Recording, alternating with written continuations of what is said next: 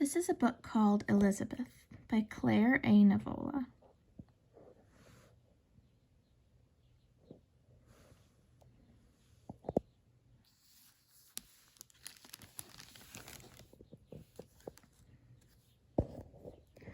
A little girl and a doll, a dog who liked to dance, and a war are the players in this poignant story that bridges 2 continents and 3 generations.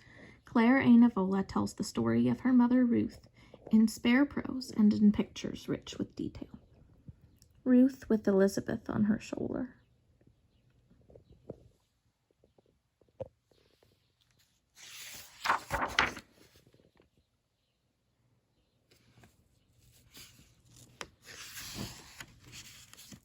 This is my mother's story. She wanted it told for all the children of the world who have had to leave what they love behind. A long time ago, when I was a little girl in Germany, I had a doll named Elisabeth. We loved each other so dearly that we shared everything.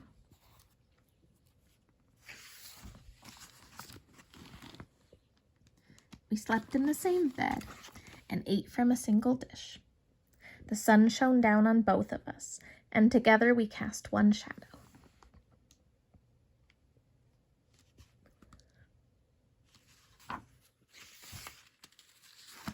We had many friends in common. There was the dainty frog, found in a nearby pond, who foretold the weather. He climbed his wooden ladder when the day was to be sunny, and plunged back down when it was going to rain. I love the pictures in this book.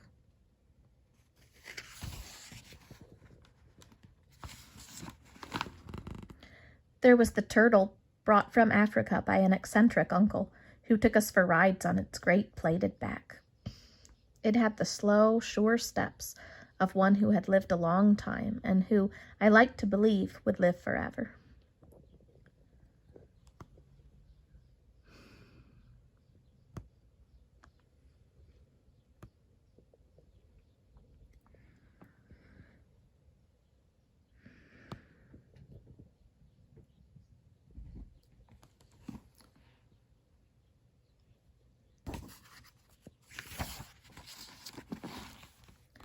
And there was my dog Fifi, mischievous and impatient, who liked Elisabeth so much that he once asked her to dance. When she would not answer his high-pitched barks,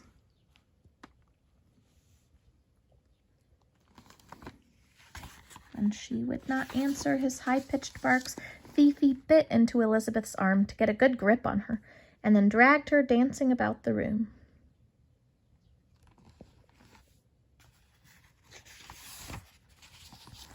Poor, poor Elisabeth. What would she have done had I not saved her? I rushed downstairs to my father, who was a doctor and had his office in our house. Together we bound up the wound.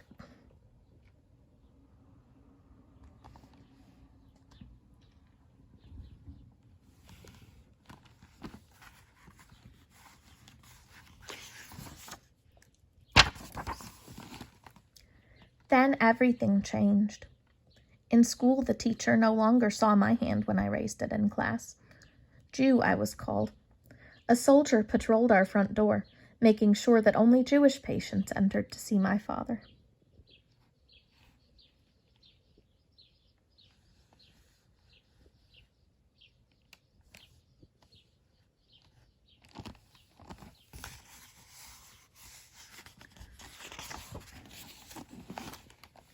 One morning, my parents woke me while it was still dark. I heard fear in their voices. Quickly, we must go. The fear took hold inside me. Carry nothing, they warned. We must not arouse suspicion. I did not fully understand. We left everything behind. Everything, even Elisabeth. I will come back for you, I had whispered to her. And all that was in my room as my mother tugged at me to hurry. Later, when I thought of Elisabeth, I wept for both of us. It was hard for me, but what would become of Elisabeth without me?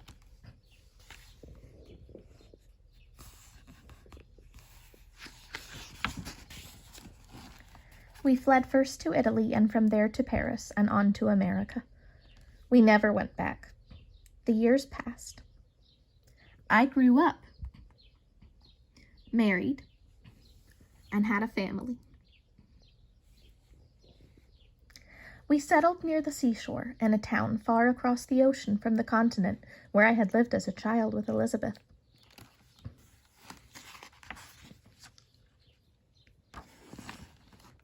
When my daughter was almost 6, she asked for only one thing for her birthday. She wanted a doll that would fill her arms like a real baby.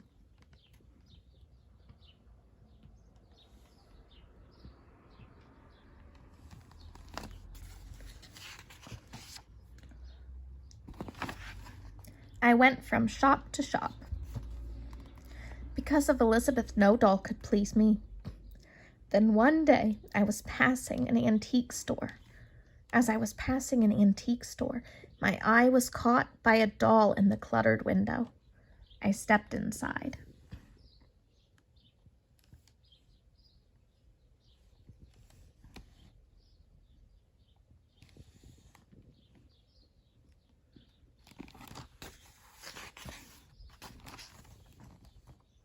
How I liked her.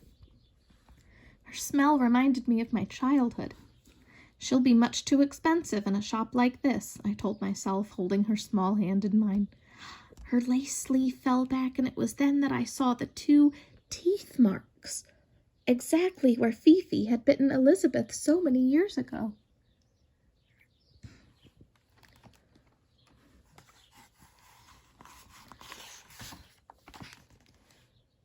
You mustn't touch the objects, said the stern shopkeeper. But already I had her in my arms. I was going to buy her and take her home to my daughter.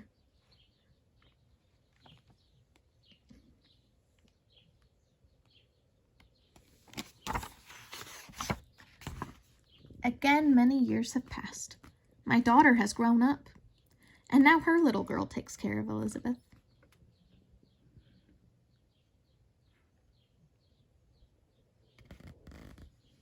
She too knows this story well.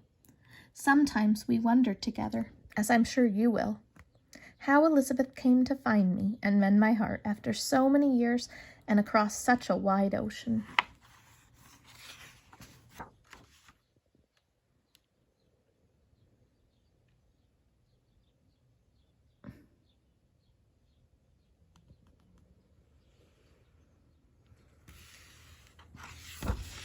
Ooh, that one made me emotional.